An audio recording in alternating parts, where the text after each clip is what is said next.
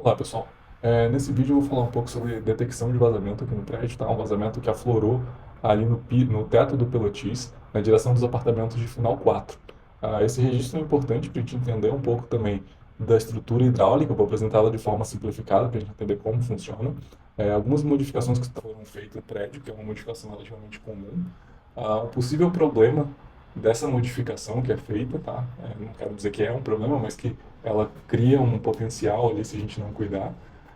E a solução parcial do vazamento, que ainda não foi solucionado, já foi detectado e não foi solucionado, mas se olharmos agora para o teto do Pelotis, a mancha d'água já está diminuindo e o gotejamento está muito menor. A gente tinha um gotejamento a cada 4 segundos e hoje o gotejamento está quase um por minuto e a tendência é que diminua ainda mais. Essa imagem aqui ela vai ser bastante usada aqui nos próximos slides. Ela representa um corte vertical, tá, do nosso prédio, representando 3 apartamentos, os 3 andares. Então aqui é o Pelotis do prédio. No teto do Pelotis tem um vazamento que aflorou. A gente fez investigação aqui no primeiro, no segundo e no terceiro andar para tentar identificar de onde veio o vazamento. Tá? Então aqui a gente tem a imagem do teto do Pelotis. Já estava com uma mancha grande, gotejando bastante. Na investigação com o caça-vazamentos, na tubulação do primeiro andar, tanto de descarte de água quanto a tubulação de entrada de água, não foi identificado nenhum vazamento. Mas o teto do banheiro do primeiro andar estava bem encharcado, com muita umidade. Passando a mão no teto já dava para sentir. O rapaz do caça-vazamento também usa uma máquina que fica o nível de umidade nas paredes. Então, entendendo que tinha essa umidade forte no teto do primeiro andar, a gente foi investigar o segundo andar, entendendo que estava tendo uma infiltração do segundo para o primeiro. Chegando no segundo andar, na mesma direção, dentro do banheiro menor, a gente identificou um fio de água escorrendo da parede aqui por um furo. Mas é importante ressaltar que esse furo na parede ele já existia. Então essa água escorrendo não é porque o furo acertou um cano ou qualquer coisa assim. Esse furo é um escape de água. Assim como no teto do Pelotis está vazando água, como no teto do primeiro andar também está encharcado, aqui no segundo andar a parede tem um revestimento, a água não vai escorrer não vai vazar pelo revestimento, mas ela conseguiu um ponto de escape que foi esse furo na parede. E aqui fica minando água porque a parede está encharcada. Tá? Usando o aparelho de detecção de umidade lá no segundo andar, a gente percebeu que perto do teto do segundo andar está tendo também tem um nível de umidade muito alto. Logo, a gente entende que está vindo um vazamento do terceiro para o segundo andar. Quando a gente foi investigar o terceiro andar, o caça-vazamentos conseguiu identificar o vazamento. Está mais ou menos nessa região aqui da parede do terceiro andar. Então, quando a gente usa o mesmo aparelho de detecção de umidade, né, se eu passar esse aparelho nas outras regiões aqui dessa parede, ela não tem um nível de umidade tão alto, correspondendo a um vazamento, mas nessa região ele indica claramente um vazamento. E essa região é onde passa a coluna de água do prédio, que é a coluna de água que vem da caixa d'água para distribuir água para todos os apartamentos.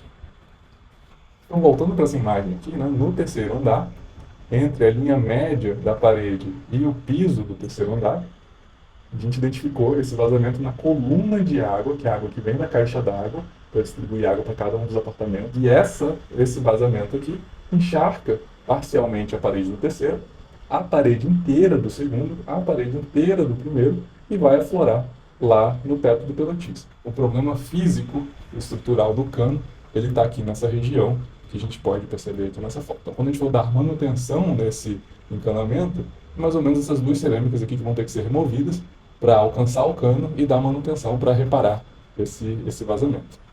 Então esse foi o processo, né, que a gente teve de investigação e identificação do ponto onde está vazando. Vamos falar um pouco agora, de forma geral, sobre a estrutura hidráulica do prédio, para que a gente consiga entender o que aconteceu ali, e isso é importante para a gente visualizar também o que acontece no apartamento de cada um de nós aqui no condomínio. Tá? Bom, então a gente tem aqui a água chegando da CAESB, óbvio, ela passa aqui pelo registro de consumo de água, passa pelo filtro que a gente tem ali no térreo, depois essa água sobe para alimentar uma caixa d'água e da caixa d'água desce para alimentar os apartamentos. Essa aqui é uma estrutura bem simplificada em vários aspectos, mas um dos contextos que é bem importante a gente já tentar entender, para cada uma das entradas, A, B, C e D, nós temos uma caixa d'água. Então são 4 caixas d'água lá na cobertura, e cada caixa d'água está atendendo então 6 apartamentos. Para cada apartamento, ou para cada grupo de 3 apartamentos, né, ou coluna de apartamento como esse aqui, a gente tem na verdade 2 colunas de água. Então uma que desce entre as paredes do banheiro e uma que desce na parede da cozinha. Então nossos apartamentos tem 2 colunas de água vindo da caixa d'água. Nessa representação aqui, a gente está trazendo como se fosse uma única coluna de água para simplificar a história, tá? Então, a gente tem o abastecimento da caixa d'água e da caixa d'água sai um cano descendo reto que em cada andar, colocado um T, um registro e a distribuição de água dentro do apartamento, que a estrutura do prédio é essa aqui. Tá? E aqui a gente tem a estrutura privada, as torneiras, o vaso, os chuveiros do apartamento. Então, se a gente tem um vazamento nessa região, é um vazamento de responsabilidade do morador. E um vazamento nessa coluna de água é um vazamento de responsabilidade do condomínio. Esse aqui é um formato bem comum de estrutura hidráulica dentro das residências. Tá? Isso porque a gente consegue ter um controle melhor da pressão de água, que a pressão de água da Caesb é muito mais forte, pode explorar os canos.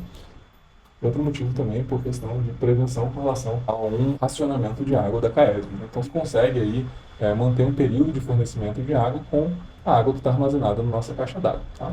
Qual que é um potencial problema desse formato? A gente precisa de uma distância da caixa d'água em relação às saídas de água para ter uma boa pressurização da água.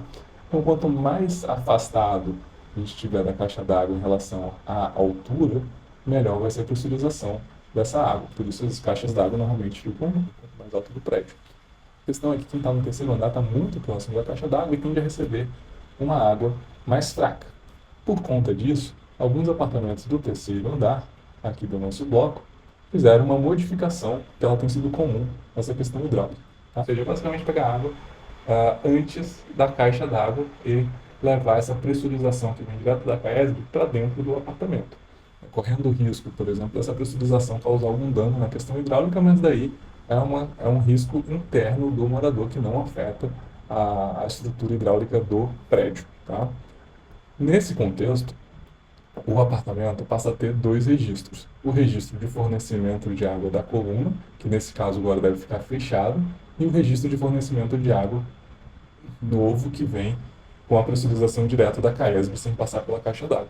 Daí qual é um possível problema dessa modificação e que de alguma forma afetou essa questão do vazamento que a gente investigou agora.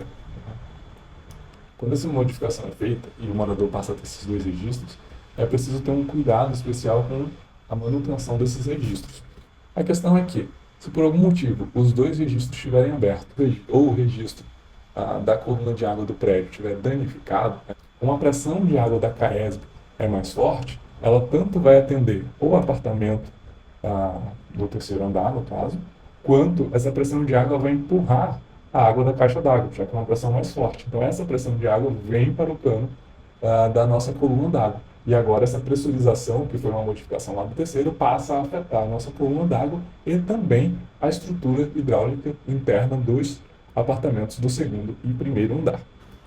Bom, isso é o que estava acontecendo no terceiro andar. Os registros estavam na posição correta, aberto o registro de água que vem da Caesb e fechado o registro de água que vem da nossa coluna de água, porém, esse segundo registro de água, que vem da coluna d'água, estava danificado, porque o caça-vazamento deu manutenção nesse registro. Agora esses dois registros estão funcionando de forma correta, o que faz com que a nossa coluna e os demais apartamentos deixem de ser afetados por essa alta pressão. Bom, pensando que a fissura já existe ali no cano da coluna do prédio, de que forma essa pressurização afeta um vazamento que já existe? Bom, quanto mais pressurizado tiver o cano, maior vai ser a vazão de água por essa fissura. Agora que foi dada manutenção nesse registro, a pressão de água é a pressão correta, mas é da Caesb, logo a gente passa a ter também uma menor vazão de água nessa fissura. E isso a gente já consegue perceber com a manutenção desse registro, a redução de água do vazamento. Tanto que a mancha aqui no térreo já diminuiu bastante. Essa manutenção foi feita na quinta-feira e hoje, sábado, a mancha já está muito mais seca e quase não está pingando. É óbvio que a fissura existe lá no cano, o cano precisa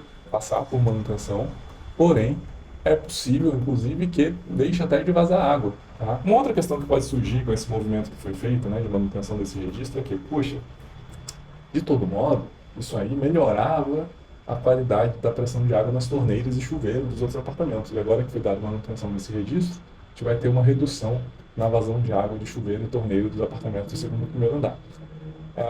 Esse não é um pensamento verdadeiro dentro desse contexto. Por quê? Os registros eles estavam na posição correta. O registro de água lá no terceiro andar, que vem da Caesb, estava aberto para atender o apartamento, e o registro de água que vem da coluna de água estava fechado. Porém, esse registro de água estava com problema. Então, o que acontece é que a água pressurizada passa para a coluna, mas com pouca vazão. Isso faz com que a água que de fato atende os apartamentos do segundo e do primeiro andar continue sendo a água da coluna que vem da caixa d'água. Nesse momento, que o segundo e o primeiro andar está usando a torneira ou o chuveiro, a pressão de água é a pressão de água da coluna do prédio. A partir do momento que o segundo andar e que o primeiro andar está com todas as torneiras e chuveiro fechado, a gente passa a ter a pressurização desse cano. Por quê? O baixo volume mais constante de alta pressão de água que estava passando aqui nesse registro vai pressurizando até essa pressão estabilizar. E isso faz com que nesses momentos a vazão de água na fissura aumente muito, porque esse cano está pressurizado e aqui a vazão é menor do que a vazão do registro estragado, então daí sim eu tenho uma saída constante de água pressurizada. A partir do momento que abriu uma torneira no segundo ou no primeiro andar, a pressão dentro da coluna reduz imediatamente. Então é comum nesses casos, né, no segundo e no primeiro andar, quando abria a torneira, devia ter uma água pressurizada ali por 2 segundos e imediatamente a pressão caía. Então vinha uma água forte e logo baixa, porque essa pressurização que estava concentrada no cano é liberada e em seguida vem a vazão da coluna de fato.